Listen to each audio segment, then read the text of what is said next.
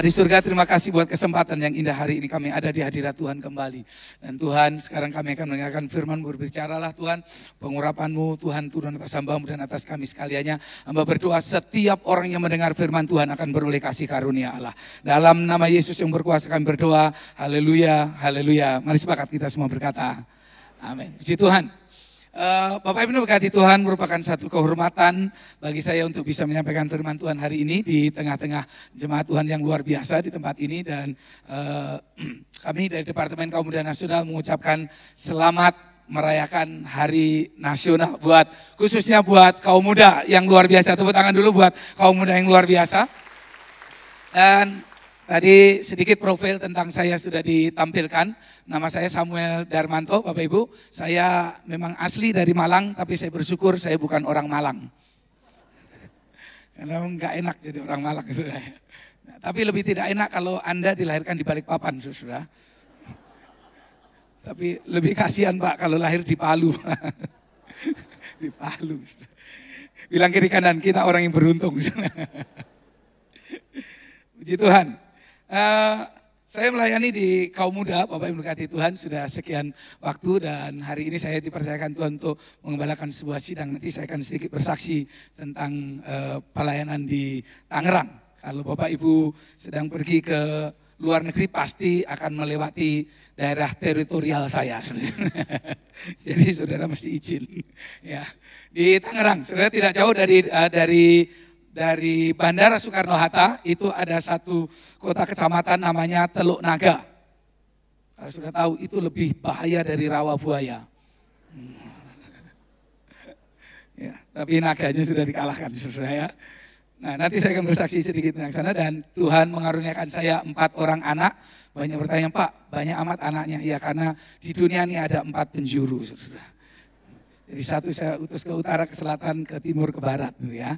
Hari ini saya datang dengan anak saya yang kedua, namanya Endian Elimatadia. Silakan berdiri Endian. Nah, kelas 2 SMA. Saudara-saudara, kenapa anak saya Endian? Waktu itu saya sebenarnya planning punya anak 2. Jadi saya kasih nama Endian itu maksudnya ending. Tapi enggak ending, tambah 2 lagi. Saudara. Puji Tuhan. Memang Tuhan, hamba Tuhan kalau diberkati semakin melimpah. Baik. Tidak berlama-lama kita akan masuk dalam tema kita, Hari Nasional Kaum Muda adalah diambil tema Running the Vision. Saudara-saudara, kita tidak sedang berbicara mengenai mengejar visi, tapi kita akan bersama-sama mengerjakan apa yang ada di hati Tuhan buat generasi ini. Amin. Mari bersama-sama kita akan melihatnya, saudara. Saya coba pointer saya jalan. Kita akan baca bersama-sama teks firman Tuhan yang disampaikan oleh Departemen Kaum Muda Nasional. Sama-sama kita baca. 1, 2, 3. Ya, saudara-saudara, aku sendiri tidak menganggap bahwa aku telah menangkapnya, tetapi ini yang kulakukan. Aku dan mengarahkan diri kepada apa yang di hadapanku dan berlari-lari kepada tujuan untuk memperoleh hadiah, yaitu panggilan surgawi dari Allah dalam Kristus Yesus. Nanti kita akan bicara bagaimana kita menyelesaikan panggilan surgawi buat generasi ini. Siap, saudara-saudara?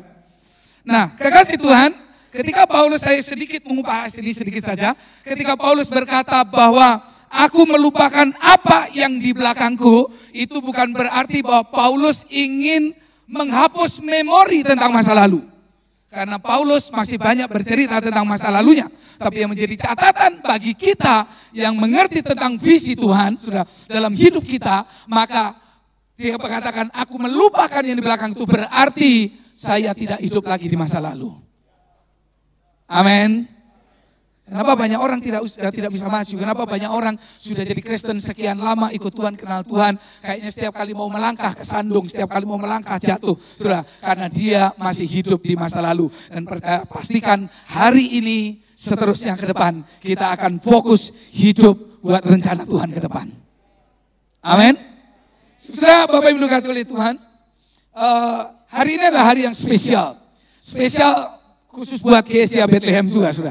Karena hari ini kaum muda GSIA Bethlehem sedang merayakan Hari Nasional, dan banyak juga di seluruh Indonesia GSIA sedang merayakan hari itu. Dan di waktu yang sama, bukan hanya GSIA, tapi Indonesia sedang merayakan Hari Kaum Muda, yaitu Sumpah Pemuda. Nah, kekasih-kasih Tuhan, Indonesia bisa menjadi besar seperti sekarang ini.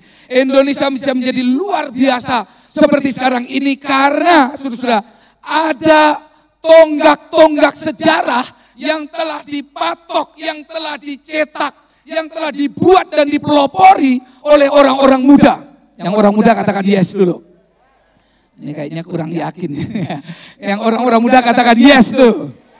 Nah, saudara, dikatakan ada dua tonggak, saya mengambilnya dua saja, tapi ini dua ini menentukan nasib bangsa ini. Yaitu yang pertama adalah Hari Sumpah Pemuda. Mohon dimaklumi, tadi puji Tuhan sudah diedit, tadi saya salah tulis sudah. Ya, pada tanggal 28 Oktober, ini hari 28 Oktober juga, tahun 1928. Jadi kalau dihitung sekarang itu 90 tahun kurang lebih. Sebelum Indonesia berdiri, sebelum Indonesia menjadi Indonesia seutuhnya, dimulai dari orang-orang muda. Amin. Karena itu saya bilang begini, orang muda punya tempat yang istimewa dalam sejarah. Katakan amin. Yang kedua, saudara, adalah yang terjadi 21 Mei tahun 1998. Jadi kalau dihitung sekitar 20 tahun. Mungkin ada yang waktu itu belum lahir, saudara. 20 tahun, saudara. Dari sekarang. Ada satu gerakan yang namanya gerakan reformasi. Sehingga hari ini kita bisa melihat perubahan yang luar biasa di Indonesia. Katakan amin. Hari ini kita bisa melihat saudara, di luar Pulau Jawa ada pembangunan yang terus meningkat sedemikian rupa dibandingkan pada zaman sebelumnya. Kenapa? Karena gerakan reformasi pada waktu itu dan dipelopori oleh orang-orang muda. Katakan yes. Tapi untuk memastikan Anda dan saya adalah orang Indonesia, saya ingin ngetes apakah sudah masih ingat isi Sumpah Pemuda. Yang masih muda-muda boleh berdiri. Yang masih muda itu umurnya 35 tahun ke bawah. 35 tahun ke bawah, ayo berdiri. Silakan.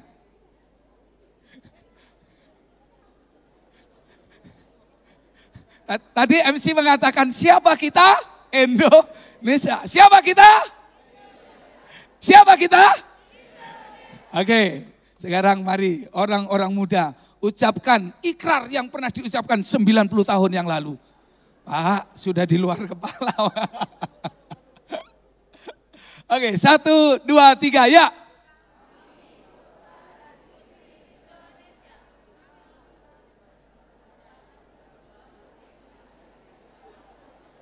Saya mendengar ada gerombolan tawon sedang lewat.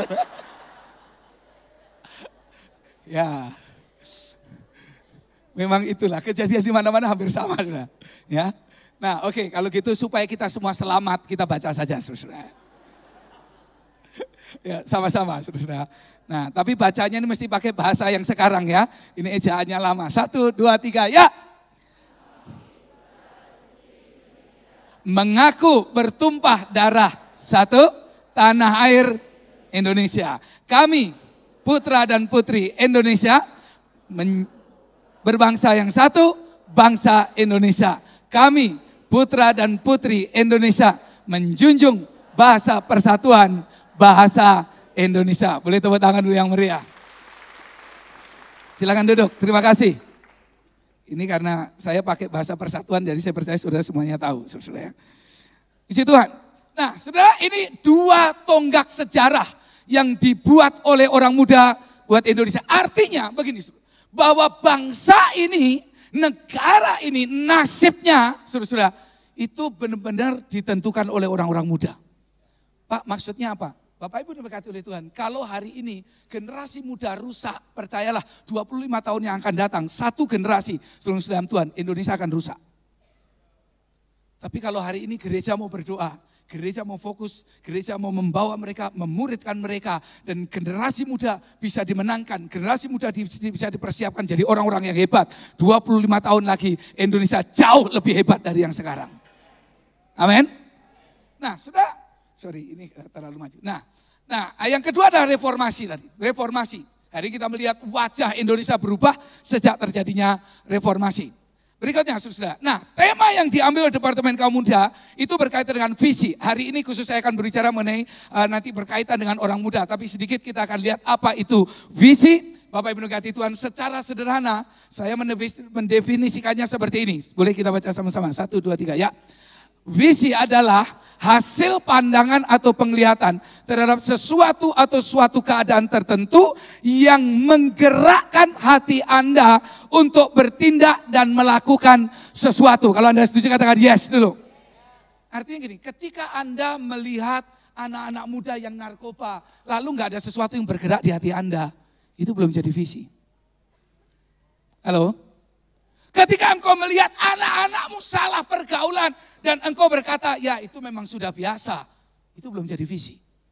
Tapi ketika engkau melihat generasi ini, saudara yang berjalan jauh dari apa yang menjadi rencana Tuhan. Lalu engkau pulang, engkau masuk dalam kamar dan hatimu menangis dan berkata, Tuhan gak boleh seperti ini. That's vision. Amin. Bapak Ibu diberkati Tuhan. Visi seringkali lahir saudara, dari jiwa yang tertekan. Lahir dari jiwa orang yang terjepit oleh kegelisahan atas apa yang sedang terjadi dan apa yang seharusnya terjadi. Kalau Anda setuju katakan amin dulu. Amin. Tahun 2003 saya diberikan kesempatan oleh Tuhan untuk merintis sebuah gereja di tadi yang namanya Teluk Naga. Itu waktu itu kampung banget Bapak Ibu. Itu orang bilang tempatnya jin buang anak. Saya juga belum ketemu anaknya jin sih di sana, saudara. Tapi orang bilang, itu mana Teluk Naga? Enggak ada di peta. Saudara, itu tempatnya jin buang anak. Lalu saya datang, Bapak berkati Tuhan, dari kota Tangerang itu sekitar 7 kilo, enggak jauh dari Bandara Soekarno-Hatta, saudara. Lalu kemudian ketika sampai di situ pertama kali, saya mulai masuk ke gang-gang, saya mulai berjalan, saya mulai bertanya, salam Tuhan, saya mulai bertanya setiap Sabtu saya datang, dan lalu kemudian saya jumpai ada orang-orang yang pekerjaannya hanya berjudi. Lalu kemudian saya tanya, kamu gak sekolah? Gak sekolah. Saya jumpai ada orang-orang yang banyak yang kawin cerai, berjudi, salam tidak berpendidikan. Dan mulai dari situ, saya mulai berkata kepada Tuhan, saya masuk dalam gereja itu dan saya berlutut, saya katakan, Tuhan, saya ingin melihat, kalau engkau utus saya ke sini, saya ingin melihat, mohon maaf, saya katakan, kalau saya ingin melihat, ketika saya sampaikan firman Tuhan, saya beritakan ide, saya ingin melihat orang-orang Chinese benteng di Teluk Naga berubah hidupnya. Dan hari ini, yang tadinya banyak yang tidak sekolah, di gereja kami ada banyak sarjana-sarjana yang Tuhan sudah berkati. Dari mana saya memulainya? Sudah 7 tahun pertama minus. Layanan minus, 10 tahun pertama minus. Tapi puji Tuhan, orang-orang muda yang saya fokus saya melayani. Anak-anak sekolah minggu yang saya fokus melayani. 10 tahun berikutnya, 12 tahun berikutnya mereka menjadi tiang penopang bagi gereja Tuhan. Jadi ada yang pernah bilang gini, kalau kamu hanya melayani anak-anak muda, kamu gak dapat apa-apa. Oh tidak. Karena melayani anak muda adalah sebuah investasi yang sangat berharga. Boleh kasih tepuk tangan buat Tuhan. Amin. Saya lanjutkan. Bapak Ibu berkati Tuhan. Pertanyaannya, saudara, apa yang mengganggu Anda? Apa yang mengganggu hati Anda ketika engkau melihat sesuatu yang seharusnya enggak demikian? Yang kedua, apa yang seharusnya terjadi menurut Anda? Lalu kemudian, apakah beban moral yang menuntut Anda? Hari ini saya akan sedikit bicara tentang beban moral kepada anak-anak muda yang menjadi tanggung jawab gereja. Kenapa visi? Karena visi membangkitkan iman dan optimisme, katakan amin. Ketika Paulus menulis kitab Filipi tadi, saudara Paulus berada dalam penjara. Orang yang di penjara, Bapak berkati Tuhan. Biasanya saudara-saudara, saya pikir jemaat Filipi mulai ada keraguan. Jemaat Filipi mulai berpikir bisa maju enggak gereja kita. Jemaat Filipi mulai berpikir siapa yang akan terus mengembalakan kita. Tapi dalam ayat yang dalam pasal 1, ayat yang ke-6, Paulus berkata demikian. Dan inilah yang saya katakan bahwa visi membangkitkan optimisme, membangkitkan iman seseorang. Boleh kita baca sama-sama. 1, 2, 3, ya. Akan hal ini aku yakin sepenuhnya, yaitu ia yang memulai pekerjaan yang baik di antara kamu akan meneruskan sampai pada akhirnya pada hari Kristus Yesus. Katakan amin dulu. Nah, orang yang punya visi, itu optimismenya bangkit. Orang yang punya visi, ketika dia menghadapi masalah berat, menghadapi tantangan, dia imannya justru tumbuh. Saya sering praktekkan begini, saudara. Ketika pelayanan ada tantangan, saya sering ucapkan dan berkali-kali saya ucapkan, Tuhan yang sudah memulai perkara baik di Teluk Naga, Tuhan akan menyelesaikan sampai pada hari Kristus Yesus. Kalau engkau sedang bergumul dengan keluargamu, mungkin hubungan suami istri lagi nggak benar. Sudah mulai berpikir, sudah mulai ada kata cerai. Saudara ucapkan ayat ini, Tuhan yang sudah memulai perkara baik dalam rumah tanggaku. Ingatlah waktu engkau diberkati. Amin. Tuhan yang sudah memulai perkara baik dalam rumah tanggaku. Tuhan akan menyelesaikan sampai pada akhirnya. Katakan amin. Ketika engkau menghadapi bisnismu mulai goyah, usahamu mulai goyah, dan orang berkata, kayaknya kamu gak bisa lanjut. Saudara ucapkan ayat firman Tuhan itu. Tuhan yang sudah memulai perkara baik dalam usaha, pekerjaanku, dalam bisnisku. Tuhan akan menyelesaikan sampai pada akhirnya. Katakan amin. Orang yang punya visi, dia akan optimis bersama dengan Tuhan. Amin. Yang kedua, Bapak yang dikasihi oleh Tuhan. Mari kita lihat. Yang kedua, bahwa visi itu akan membedakan orang. Yang membedakan orang bukan warna kulit. Yang membedakan orang saudara Tuhan bukan bentuk rambut. Yang membedakan orang adalah visinya. Kenapa? Karena visi saudara Tuhan. Ini balik lagi. Ya, kita akan lihat saudara-saudara Bapak yang dikasihi Tuhan. Visi akan membedakan orang. Di mana? Hampir saya pakai kata gini. Hampir semua orang yang hidup di dunia ini pernah mengalami jatuh atau gagal. Saya pernah diprotes, Pak, kok pakai kata hampir? Saya takutnya waktu saya ucapkan ada yang merasa nggak pernah gagal, saudara. Ada yang pernah merasa nggak pernah jatuh. Jadi saya pakai kata hampir, saudara. Hampir semua orang yang hidup di dunia pernah mengalami jatuh atau gagal. Yang pernah jatuh atau gagal katakan amin dulu, saudara. Terima kasih buat pengakuannya, saudara. Nah, Bapak yang mendekati Tuhan, yang membedakan adalah visinya. Apa yang membedakan? Visinya. Orang yang punya visi, ketika dia gagal, dia coba lagi, gagal, coba lagi, sampai berhasil. Amin. Orang yang punya visi, jatuh, dia bangkit lagi, jatuh, dia bangkit lagi. Dengarkan saya, orang yang punya visi biasanya tidak berlama-lama menangis. Dia akan pergi ke kamar mandi, dia cuci muka, dan dia akan hadapi hari esok. Amin. Amin. Sudah itu yang membedakan. Tapi orang yang gak punya visi, begitu dia jatuh, dia kata, tamatlah riwayatku. Begitu dia gagal, habislah masa depanku. Begitu dia gak bisa, Bapak dikasihi Tuhan, memang aku sudah diciptakan seperti ini. Tapi orang yang punya visi, dia akan berkata, Tuhan punya rencana yang lebih dahsyat. Katakan yes. Amin. Sudah Bapak dikasihi Tuhan, Paulus berkata begini, masih dalam kitab Filipi. Dalam ayat yang ke-13 dikatakan apa? Sebelum saya tahu ayat ini ya. Sama-sama kita ucapkan 2, 3.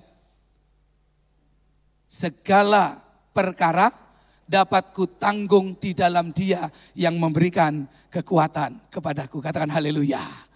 Ini orang yang punya visi, katakan amin. Di dalam penjara dia bisa berkata, semua bisa dilewati. Amin. Yang berikutnya, visi akan menghasilkan kebesaran, katakan kebesaran. Visi akan memaksimalkan hidup kita, Bapak dan Ibu Tuhan. Visi akan mendorong kita menjadi semakin maksimal, semakin maksimal. Katakan amin. Ini tadi kalau pinjam ilustrasi talenta tadi, saudara Tuhan. Ini yang pertama, yang terima 1 talenta itu orang yang gak punya visi. Tapi orang yang terima 5, yang terima 2, itu orang yang punya visi, katakan amin. Dia menjadi semakin maksimal didorong oleh visinya, Bapak yang dikasihi oleh Tuhan. Nah, saya cerita sedikit, saya pernah datang ke gereja ini, Bapak yang dikasihi Tuhan. Memang terakhirnya udah sering. Tapi yang dulu pertama kali saya datang, saya duduk di bangku kursi yang panjang. Saudara. Betul ya? Ruangannya gak segede ini. Saudara. Tapi hari ini, kalau Anda mungkin belum tahu sejarahnya, dulu ini gak segede ini. Saya percaya karena visi Tuhan ada di sini. Karena gereja ini punya visi. Jadi semakin besar, dan semakin besar. Boleh kasih tepuk tangan buat Tuhan. Amin. Saya datang dengan satu ibu janda, saya mulai merintis satu ibu janda dengan anaknya. Hari ini ada 300 jiwa. Dan saya berdoa, satu saat akan seperti ini. Itu visi, Pak. Membuat kita semakin besar. Katakan yes. Amin. Bapak Ibu dikatakan oleh Tuhan, dari yang tidak ada bisa menjadi ada. Katakan amin. Itu visi saudara Tuhan ya. Dari yang tidak ada menjadi ada. Dan yang terpenting dari visi adalah mengerjakan yang setuju. Katakan amin. Bukan masalah talenta berapa, tapi masalahnya Anda mengerjakannya atau tidak. Katakan yes. Amin. Nah kita lanjut, bagaimana visi bisa menjadi kenyataan. Bagaimana visi Tuhan bisa kita realisasikan. Yang pertama, saudara Tuhan, ayat bagian terakhir, visi harus dikerjakan. Bilang kiri kanan, visi mesti dikerjakan bro. Kalau visi tidak dikerjakan itu namanya slogan. Setuju? Amin. Kalau visi tidak dikerjakan, ditempel, itu namanya hiasan, saudara. Karena itu visi harus dikerjakan. Ya, tidak seberapa hebat kata-katanya. Visi itu nggak bicara tentang wah kata-katanya indah bagus, tapi visi itu ada sesuatu yang harus kita kerjakan. Katakan amin. Bapak Ibu dikatakan oleh Tuhan, tidak ada artinya jika visi tidak dikerjakan, karena itu hanyalah sebuah mimpi saja. Tidak ada artinya jika visi tidak dikerjakan, karena tidak akan pernah ada perubahan. Kalau perubahan hanya terjadi ketika kita melakukan sesuatu. Katakan yes. Amin. Saudara Bapak Ibu dikatakan Tuhan, Pengkhotbah 9 ayat 10 berkata apa? Apa yang dijumpai oleh tanganmu kerjakan. Jadi saya percaya setiap orang yang mengerjakan sesuatu pasti beroleh hasilnya. Kalau Anda duduk-duduk, Anda hanya melihat hasil orang lain. Katakan amin. Yang terima 1 talenta, salam Tuhan, duduk-duduk, nggak ada hasil. Yang terima 5, 2 talenta, kerjakan dan dapat hasil yang luar biasa. Saya lanjut teman. Ini saya mohon maaf. Saya nggak ada maksud, sama sekali nggak ada. Karena ini saya buat bulan PowerPoint ini saya buat bulan Mei, Bapak Ibu ya. Bulan Mei, jadi nggak ada kaitannya dengan pemilu. Saya pastikan nggak ada. Hanya saya senang dengan pernyataan presiden kita. Kenapa? Karena presiden kita punya prinsip. Sama-sama kita baca 1, 2, 3. Ayo bro, kita kerja. Katakan yes. Jadi nggak ada, ini karena saya bikin itu bulan Mei itu belum ada pendaftaran tentang pemilu saudara. Jadi karena waktu saya baca ulang, waktu saya buka lagi kaget juga saudara. Tapi nggak apa-apa, saudara. Jadi nggak ada kaitannya dengan itu, sama sekali nggak ada. Ya hanya saya senang dengan prinsip ini karena ada banyak visi, ada banyak mimpi, ada banyak cita-cita. Hanya sekedar mimpi, cita-cita dan ambisi. Tapi kalau dikerjakan hasilnya luar biasa. Sekali lagi bilang kiri kanan, kerja.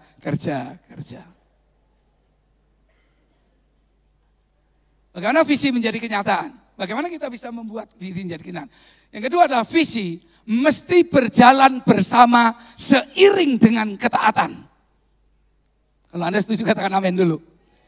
Visi hanya akan, ini terutama visi dari Tuhan, hanya akan bisa menjadi kenyataan ketika Bapak Ibu Tuhan diiringi, disertai dengan yang namanya ketaatan. Saya nanti akan mengambil contoh Bapak Ibu Tuhan, Yusuf. Nah, ketaatan hanya terjadi ketika kita memiliki roh kerelaan, katakan kerelaan. Nggak mungkin Anda bisa taat dengan sesungguhnya kalau hati Anda nggak rela. Amin. Tadi disuruh kamu kerjain ini. Nggak rela, Anda ngerjakan dengan menggerutu, nggak ada hasil. Itu bukan ketaatan, itu keterpaksaan. Bilang kiri kanan, keterpaksaan. Amin. Nah, kerelaan harus disertai dengan yang namanya kesiapan. Apa maksudnya kesiapan? Siap dibentuk, siap bayar harga, siap menghadapi tantangan, siap kesandung, siap jatuh. Haleluya. Siap menghadapi oposisi. Halo. Siap menghadapi cemoohan. Apa kamu punya visi gede? Emang siapa kamu? Halo. Yusuf Bapak Ibu kasih Tuhan. Kalau dia nggak punya hati yang siap dibentuk, nggak bakalan dia jadi Perdana Menteri di Mesir. Amin. Dimasukkan sumur, ya udah siap saja. Dijadikan budak, siap saja. Di penjara siap. Dan dia rela melewati, melakoni semuanya itu. Sehingga Tuhan mengangkatnya menjadi seorang Perdana Menteri. Mimpinya jadi kenyataan. Katakan amin. Tapi ada yang ketiga. Kalau nggak ketiga ini nggak bisa. Ketaatan nggak akan pernah jadi ketaatan kalau nggak ada spirit of submission. Namanya roh ketundukan. Katakan amin. Katakan amin. Tunduk saja Bapak berkati. Sudah tunduklah kepada Allah, kata Tuhan. Lawanlah iblis, nanti kita akan diangkat oleh Tuhan. Katakan amin. Kita tunduk Bapak berkati Tuhan. Orang Kristen memang diajar ketundukan. Kalau kita membaca seluruh Alkitab, bahkan kepada lembaga pemerintah, kita diajar untuk tunduk. Itulah kebangsaan Indonesia kita sebagai orang Kristen. Katakan amin. Katakan amin. Kalau Anda tunduk, Tuhan akan mengangkat kita. Kalau Anda nggak tunduk, hati-hati Anda akan kecelakaan. Anda lewat lampu merah, lampu berwarna merah tandanya berhenti. Lampu hijau tandanya, lampu kuning tandanya, tancap gas biasanya, saudara. Anda tahu, saudara Tuhan, begitu kuning itu kan hati. Ini malah tancap gas, ketemu di tengah-tengah jebret, saudara Tuhan. Kecelakaan. Karena itu tunduklah. Amin. Ini contoh simpel. Yang berikutnya Bapak berkati Tuhan. Visi harus datang dari Tuhan, katakan yes. Kalau kita ingin melihat visi jadi kenyataan, itu visi mesti datang dari Tuhan. Katakan amin. Untuk bisa datang dapat visi dari Tuhan, Anda dan saya mesti dekat sama Tuhan. Katakan amin. Nah, saudara Bapak Ibu dikasihi oleh Tuhan, jika visi datang dari Tuhan, saya percaya, saudara, jika visi datang dari Tuhan, maka gereja tidak akan tutup. Boleh saya cerita sedikit? Saya cerita sedikit dulu. Saya sebelum di Departemen Kebudayaan Nasional, saya di Departemen Misi Nasional, staf Departemen Misi Nasional. Lalu Bapak Ibu, pada waktu itu ada program namanya pembukaan gereja, kurang lebih 500 gereja di Kalimantan. Banyak sekali yang daftar. Lulusan-lulusan sekolah Alkitab daftar dengan semangat 45, dengan semangat yang menggebu-gebu, daftar di semua. Lalu kemudian diinterview, lolos semuanya, dikirimlah. Gereja mulai dibangun, Bapak berkati Tuhan, lalu kemudian mereka mulai melayani. Dan waktu itu ada polisi, supportnya hanya 3 tahun. 3 tahun. Tahun pertama full, tahun kedua dikurangin dikit, tahun ketiga dikurangin 3 separuh, tahun keempat nggak ada. Dan masukin tahun keempat, satu persatu hilang yang melayani. Halo? Yang jadi pertanyaan saya begini. Waktu kamu diinterview, waktu Anda datang diinterview, Anda berkata, saya yakin ini dari Tuhan. Halo? Waktu diinterview tanya, kamu yakin ini panggilan Tuhan? Yes, saya yakin ini panggilan Tuhan. Setahu saya, kalau orang yakin dengan panggilan Tuhan, dia nggak takut mati. Amin. Dia nggak takut lapar, katakan yes. Katakan amin. Amin. Saudara, tapi faktanya ternyata banyak orang yang mengatakan ini visi dari Tuhan, ternyata bukan dari Tuhan. Saya yakin kalau visi dari Tuhan, gereja nggak akan tutup. Karena ayat yang tadi, 1 ayat 6, kitab Filipi, Tuhan yang memulai perkara yang baik, Tuhan akan menyelesaikan sampai pada akhirnya. Yang kedua, Bapak berkati Tuhan. Visi datang dari Tuhan, pelayanan nggak akan pernah berhenti. Katakan amin. Saya senang, gereja ini luar biasa. Ada banyak pelayanan sedang dikerjakan. Dan kalau itu dari Tuhan, nggak akan pernah berhenti. Katakan amin. Bahkan pekerjaan Tuhan, itu alam maut nggak bisa menguasainya. Kalau itu datang dari Tuhan, pasti akan lanjut. Amin. Yang berikutnya, Bapak berkati Tuhan. Pemberitaan Injil akan terus berlanjut sampai Tuhan datang. Sampai Tuhan datang. Katakan amin. Katakan yes. Saudara Bapak berkati Tuhan, pemberitaan Injil akan terus berlanjut. Ketika orang mendapatkan Tuhan, saya dapat visi. Saya sebagai pendeta, Bapak berkati Tuhan. Saya pertama kali dipanggil oleh Tuhan. Saya tidak dipanggil jadi gembala sidang, enggak. Saya tidak dipanggil jadi pengurus BPD seperti sekarang. Saya tidak dipanggil jadi pengurus Departemen Kebudayaan Nasional, bukan. Saya enggak dipanggil jadi dosen, enggak. Saya pertama kali ingat, saya mau menyerahkan hidup saya kepada Tuhan karena kerinduan hati saya untuk memenangkan jiwa-jiwa. Halo? Amin? Setahu saya hampir semua hamba Tuhan pertama kali dipanggil bukan untuk sebuah jabatan, tapi untuk jiwa-jiwa. Jadi pertanyaannya, apakah hari ini masih menginjil? Kita berdoa supaya hamba-hamba Tuhan di sini semua terus punya api penginjilan yang luar biasa. Boleh tepuk tangan dulu buat Tuhan, Bapak Ibu. Apa visi Tuhan bagi kita? Mari kita baca sama-sama. Yang bagian atas, 1, 2, 3. Dan berlari-lari kepada tujuan untuk memperoleh hadiah, yaitu panggilan surgawi dari Allah dalam Kristus Yesus. Dalam Kristus Yesus. Panggilan keselamatan dalam Kristus Yesus. Katakan amin. Amin. Kenapa? Tuhan bilang begini, Paulus pesankan kepada Timotius dalam suratnya kepada kita, dikatakan bahwa Allah menghendaki semua orang diselamatkan. Enggak peduli siapa Anda, Tuhan mau saudara diselamatkan. Amin. Kemudian ditegaskan oleh kitab Petrus bahwa berkati Tuhan, Ia menghendaki supaya jangan ada yang binasa. Lengkapnya berkata begini, Tuhan tidak lalai menepati janjinya. Sekalipun ada orang yang menganggapnya sebagai sebuah kelalaian, tapi Tuhan memberikan kesempatan supaya kita berbalik dan bertobat, sebab Ia menghendaki supaya jangan ada yang binasa. Ini panggilan. Dan hari ini secara khusus saya mau sampaikan, Tuhan tidak mau melihat generasi ini binasa. Sebab kalau generasi ini binasa, dengarkan saya Bapak mengasihi Tuhan, berarti negara ini, bangsa ini akan binasa. Berarti gereja akan binasa. Karena generasi muda adalah penentu masa depan bangsa. Generasi muda adalah penerus bagi pekerjaan Tuhan, gereja Tuhan. Katakan amin. Nah, Bapak Ibu dikasihi oleh Tuhan, saya lanjut. Hari ini saya ingin menggugah kita sedikit. Saudara, saya selalu diingatkan oleh sebuah panggilan yang namanya panggilan Makedonia.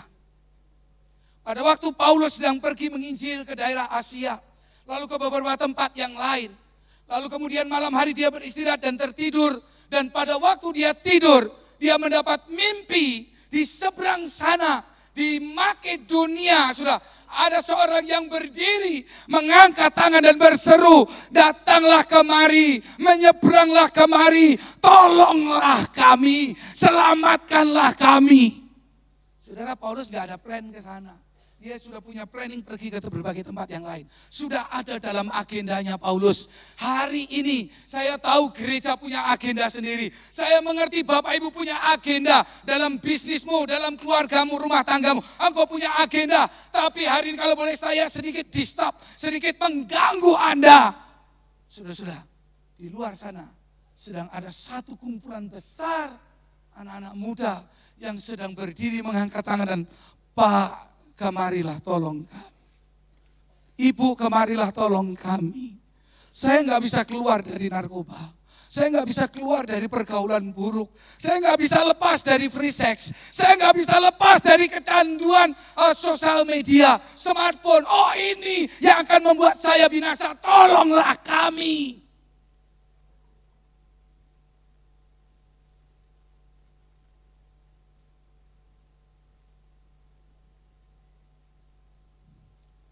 Di tengah kesibukan Anda, di tengah Anda sedang mengejar agenda kita.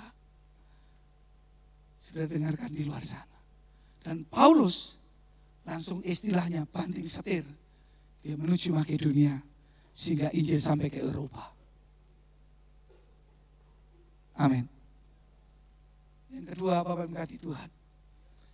Saya ambil kisah dari keempat orang kusta dalam kitab 2 Raja-Raja. Pada waktu Israel dikepung oleh tentara Aram, Bapak yang berkati oleh Tuhan. Semua orang gak berani keluar, gerbang kota ditutup. Semua orang ada di dalam. Suplai makanan habis, gak ada bisa masuk. Gak ada stok lagi. Mungkin kalau bahasanya sekarang itu bulognya bangkrut, saudara. Ya, sudah gak ada lagi stok. Mereka menunggu hingga kapan kita akan mati. Saudara, Bapak yang berkati Tuhan, ada 4 orang kusta yang di luar sana. Di luar gerbang tembok kota. Dan mereka berkata begini, mengapa kita duduk-duduk diam saja sampai mati? Baiklah kita bangkit berdiri, kita masuk ke dalam kota, tapi kita juga akan mati karena di sana nggak ada makanan. Kalau begitu baiklah kita akan berdiri, kita menyeberang, kita masuk ke perkemahan tentara Aram. Kalau mereka membiarkan kita hidup, kita akan hidup. Kalau mereka membiarkan kita mati, ya kalau mereka akan mematikan kita, kita akan mati. Lalu mereka mengambil keputusan, karena masih ada potensi untuk hidup, dengan melangkah ke perkemahan itu. Sudah, kalau dalam kota nggak ada potensi hidup lagi, pasti mati. kelaparan. Amin. Duduk-duduk potensinya mati juga. Tapi kalau ke perkemahan ada dua potensinya, mati atau hidup. Lalu mereka menyeberang. Dan Anda tahu, ketika Anda membaca firman Tuhan, ketika keempat orang kusta itu bergerak, Bapak Ibu Tuhan, langkah mereka diubah oleh Tuhan menjadi derap langkah pasukan malaikat yang sangat luar biasa. Dan tentara Aram ketakutan dan mereka lari semuanya. Sehingga 4 orang kusta itu mendapati kemah itu menjadi kosong dan makanan begitu banyak. Dan dari langkah mereka 4 orang kusta, seluruh kota, seluruh Israel diselamatkan oleh Tuhan. Amin. Kalau gereja diam, kalau Anda diam, gereja diam, gak peduli dengan mereka yang sedang terpenjara, yang sedang gak bisa buat apa-apa karena ada ancaman yang begitu luar biasa. Kalau gereja diam, gereja juga akan mati. Karena gak ada penerusnya. Amin, amin. Gak ada yang melanjutkan, gereja akan mati. Dan lebih mengerikan, mereka juga akan mati, tapi mati dalam kelaparan rohani yang tidak terpuaskan. Saya tantang hari ini sebagai anak Tuhan, orang Kristen yang cinta Tuhan. Mari bangkit kita, mari melangkah, lakukan sesuatu dan selamatkan mereka. Amin. Saya boleh meminta pemain musik maju dulu. Saya lanjutkan Bapak Ibu dari Tuhan. Lanjut. Ya. Hari ini kita mulai berdoa. Hari ini saya ajak kita mulai memiliki hati.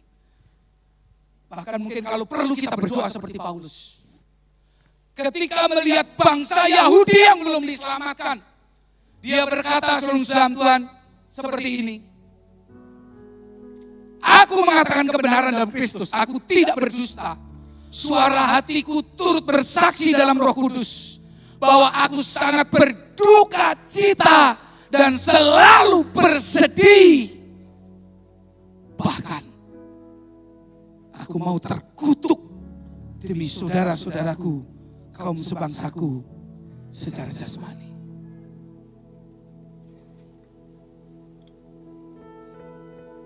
Anak muda yang hadir di sini, mesti engkau berani berkata, Tuhan, selamatkan generasiku Tuhan.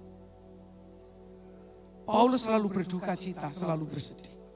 Satu saat saya menegur anak lulusan sekolah Alkitab. Ketika kita berdoa buat jiwa-jiwa, saya nggak pernah lihat dia hancur hati. Lalu saya tanya, saya nggak ngerti sih hatimu ada di mana. Ketika aku berdoa buat jiwa-jiwa, aku nggak pernah melihat engkau menangis. Bukan berarti kita berdoa harus menangis.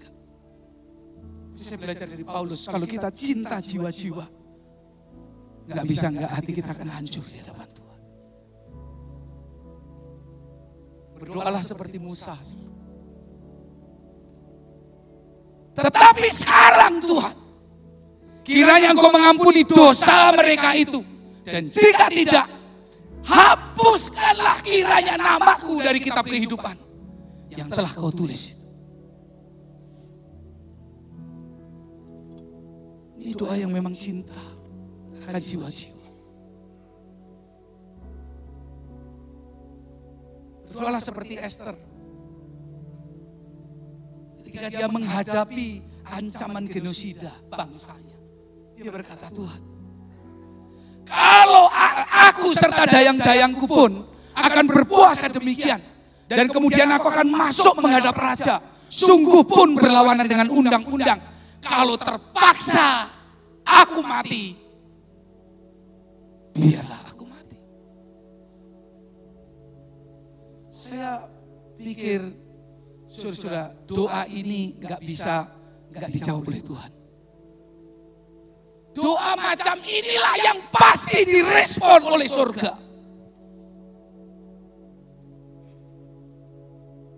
Boleh saya ajak kita berdiri bersama-sama.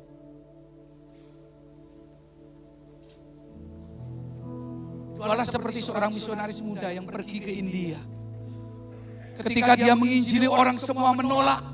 Lalu dia pergi ke kebun jagung dan berteriak kepada Tuhan, God save them or I die. Makanya sekarang Injil berkembang di sana. Karena pernah ada orang yang berdoa seperti ini.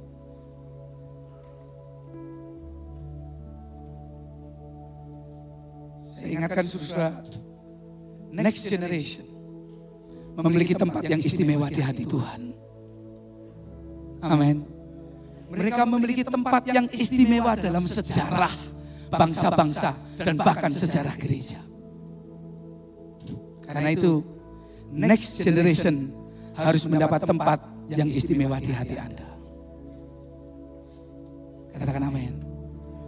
Inilah running the vision, visi dari Tuhan. Mereka perlukan Tuhan, mereka perlukan. Mereka perlukan.